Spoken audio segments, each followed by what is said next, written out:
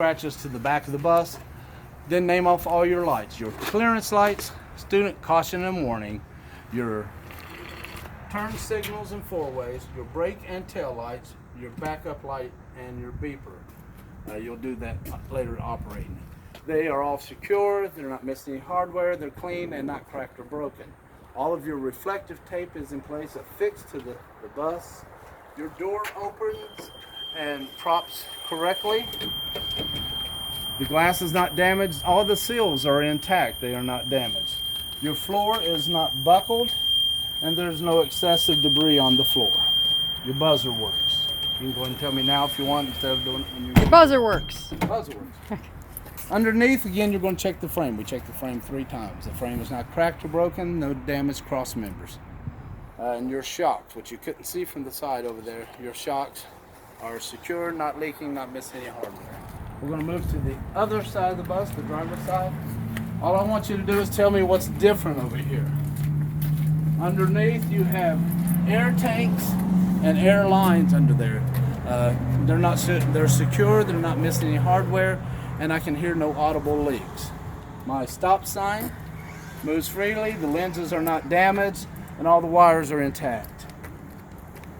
My fuse box, the fuses and circuit breakers are all intact, not damaged, and I have spare fuses, which we don't, but we have mechanics. And they're right there. Your battery box. The posts are all clean, no excessive corrosion, no damage to the battery. So go ahead and secure your battery box. We'll move to the entryway. I feel like I got caught in a probably a bad breath too. I know something. Entryway, the doors are secure. The hinges are all intact. Glasses are not cracked or broken. No illegal stickers. Seals are all intact. None are damaged. The steps are not buckled. The handrails are secure. Your stepwell light is clear, not cracked or broken. As you get on, you're going to do your emergency stop equipment. Your flashlight works. Fire extinguisher is secure. It is charged to the proper level. It reads in the green and it is properly tagged. You want to go ahead and come on up? Don't get overwhelmed by how much stuff this is. We've minimized it as much as we can. This is your body fluid kit. Inside here is your first aid kit. They are both secured and filled properly. And they're already named? Yeah. Inside the first aid kit lid is your emergency assistance cards.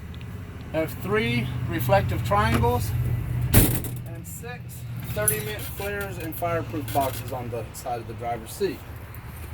You'll go ahead and sit down. Say my driver's seat is adjusted for me. It is not missing any hardware. My seat belt is adjusted for me.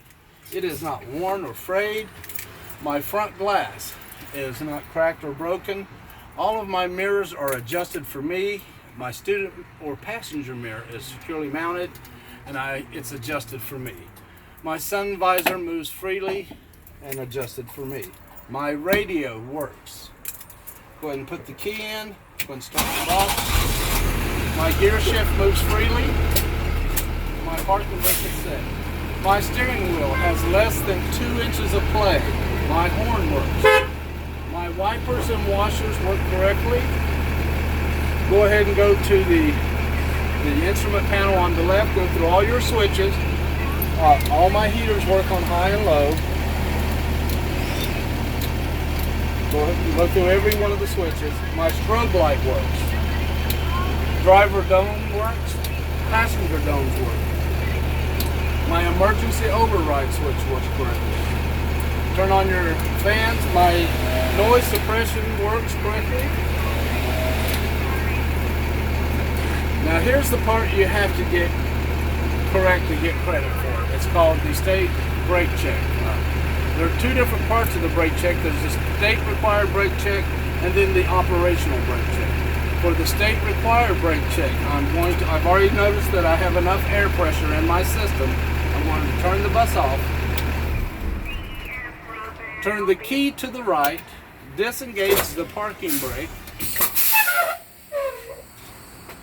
I'm going to first start with my static air leak check. Looking at my gauge, I should have no more than 2 psi loss in a minute's time. I don't require you to wait the full minute.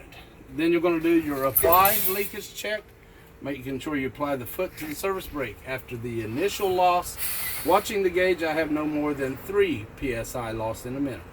Then you're going to pump your brakes down. First of all, is making sure that your light and buzzer activate around 60 psi. Continuing to pump the brakes down to between 20 and 40 when your spring brake or parking brake should pop out.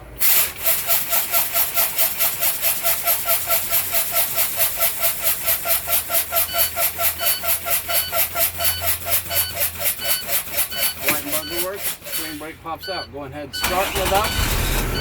I'm going to shift over to my gauges. First of all, looking at my oil gauge. My oil gauge is building in the proper range between 20 and 40. My DEF tank has the proper amount of fluids in it. My water temperature is building. It's around 170 degrees. My volts are in the proper range, around 14 amps. My fuel, I have a full tank of fuel. And my air pressure gauges are building. My door opens and shuts correctly. I'm now going to do the walkthrough. For the walkthrough, you're going to say my frames are firmly attached to the bus floor, and the cushions are attached to the frames. So we'll just go back through here checking all that stuff.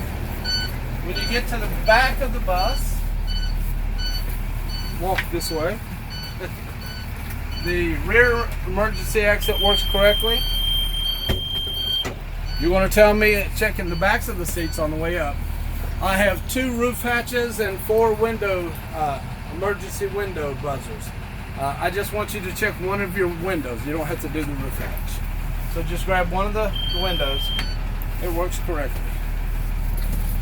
Coming back to sit back in the driver's seat. Don't trip and fall and hurt yourself. You're going to sit back down, finish building up your pressure so you can do the operational brake check. Or without your seatbelt on.